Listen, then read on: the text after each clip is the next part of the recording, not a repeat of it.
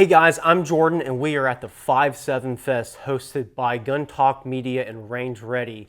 We are in a very humid Louisiana swamp and I'm with my friend 3-Gun Kenzie. And today we are talking about our very new Mepro Pistol Optics, our MPOs. Now, Kenzie, you're a competitive shooter. A little bit. And you had a good amount of trigger time on our MPOs. Yeah. Tell me your shooting impressions. Yeah, I mean, so we actually filmed a couple weeks ago we had shotguns, we had pistols, we had AP5, actually my AP5, which was fun. So it's been really fun to experiment. You know, I'm actually more of, I would say, a higher rise shooter just because every gun I shoot pretty much is full size, optic plate. And so it's interesting for me to shoot the DS models. And we got to do that today, and I did pretty good with it. I was happy. Yeah, we've had some very interesting challenges here. If you're watching any other media from the 5-7 Fest, we're shooting lollipops, and it's not easy. I'll tell you that. But we're shooting the DSs today, which is interesting because on the 5-7 pistols, while they're full-size pistols, they're actually using our Slimline family of guns. Yeah. So I found, but they fit really well. I think I got a lot of good feedback from the other riders and personalities here of how well they fit and how they function. So it's interesting though, because I like the bigger window. So DS is really more for concealed carry. You've got that lower footprint pretty much on the slide. But again, the dot is clear, it's easy to pick up, and with shooting the lollipops, they are pretty big, so the whole optic covers a lollipop if you get it there.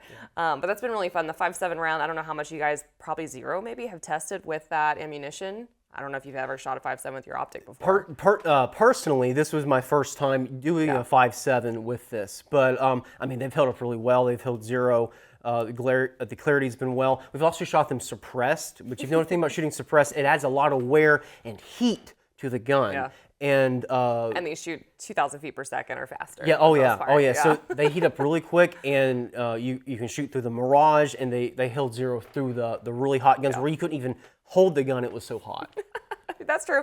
The Mirage is interesting. A lot of people don't experience that. I mean, long range shooters, we have to use suppressor covers, but again, we're shooting pistols. We're not covering them. But yeah, it's been fun. The whole 5.7 caliber is not something I own. It's not something I would probably carry. It's just something that's kind of a fun time to shoot. So it's been interesting seeing the different firearms because we have Ruger, Smith & Wesson, and the TSOS pistols here. Which I've heard TSOS is coming out with hopefully some optic cuts on their slides, so we can finally get some Meprolights on there.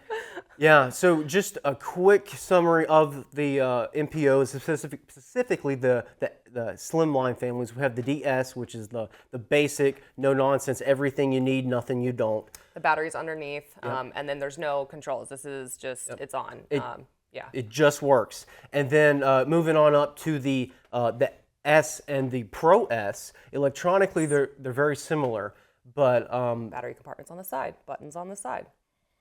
With 3 reticles, with a dot, an outer ring, and the bullseye. I still like the dot. What do you like to shoot? It depends on what I'm shooting. So if you're, again, 3-gun competitions, match directors are evil right now, and I like it though, because I like shooting pistol. They're putting targets at 50 yards, really hard targets, about 3 maybe per stage. And so the precision dot is really key for that. But I'm actually a pretty good pistol shooter, and a lot of people trash on 3-gun shooters. I'm okay. But it's funny, in the 3-gun one, I was gonna say is pistol is not the strong suit on 3-gunners. So when you look at the bullseye and the MOA dot, right, it's easy for us to see brown target and then just pull the trigger. And so that's why I actually like running the multi-reticle systems, because especially going to a different sport, let's say Steel Challenge, right? Most people just want the singular dot, so they're not having that ring kind of covering up the plate size. And it really depends on the stages. You go to, I don't know if you've heard of Smoke and Hope. Okay, so you have 4 rectangles and then the small. Yep. If you did the multi-reticle system, you just see red on the targets of the square, and then the final stop plate, you can just do the precision dot. It just depends on how your eyes pick up. So actually, it depends on the sport is the long answer to that. Fair enough. But with our MPOs, particularly the S and the Pro S, you have the options. Yeah, you said, we didn't cover the open emitter, closed emitter, and all of that. But yeah, you're talking about adjustment and brightness, reticles, side battery charger, which I get the low profile cut and the underneath batteries, but I am more of a side or top mounted just because I don't want to have to take it all off. I can't. I don't have time for that. If I'm shooting a match, I just need to be able to boop and change it out. Absolutely. So if you want to learn more about the Mepro MPOs or any of the other optics that we have from Meprolight, check out meprolight.com. Thanks for watching.